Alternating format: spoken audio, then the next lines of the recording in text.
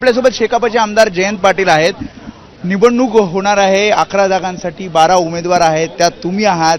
धाकधूक आहे, या वेळेस जरा चुरशीची लढत होणार आहे.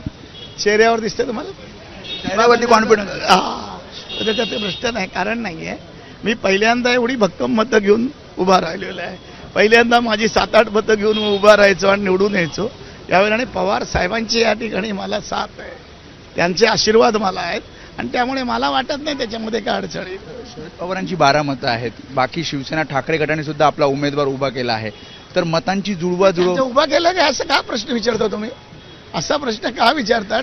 त्यांची मतं आहेत, ते आघाडीतले उमेदवार आहेत, आघाडीची आमची 71 मतं आहेत.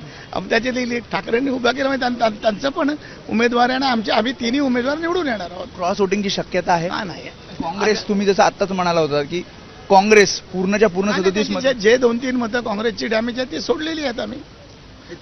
तुम्हाला वाटतं की ते तुमच्या सोबत नाहीयेत काँग्रेसची 37 आणि मतं? ओपनच गेलेले आहेत तर काय प्रश्न आहे? ओपनच गेलेले आहेत ते काँग्रेस सोडून, फक्त तांत्रिकदृष्ट्या जे राहिले आहेत ते गेले. ते सोडून सुद्धा तुम्हाला यश मिळेल. तिन्ही आकडा तिघा पार्टीच्या ज्या आकडा आहेत, आमच्या छोट्या पार्टींचा जो आकडा आहे तो मोजा बघा काय आहे ते. शेवटचा प्रश्न, महायुती असं म्हणतात, महायुतीतले नेते खास करून शिवसेना शिंदे गटाचे, की जयंत पाटील डेंजर झोनमध्ये आहे.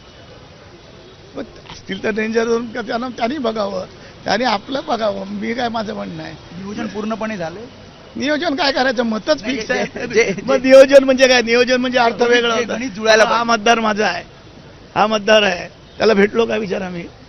हॉटेल भेटतो कायमच्या हॉटेलमध्ये पहिल्यापासून राहतो. मग ते काय प्रश्न आहे? तर बाबा तू हाऊसमध्ये मी भेटलो पण नाही त्या मतदाराला अजून. मतांची फोडाफोडी होऊ नये यासाठी हॉटेल पॉलिटिक्स सुद्धा नाही, पाहायला नाही, आम्ही कधीच केलं नाही.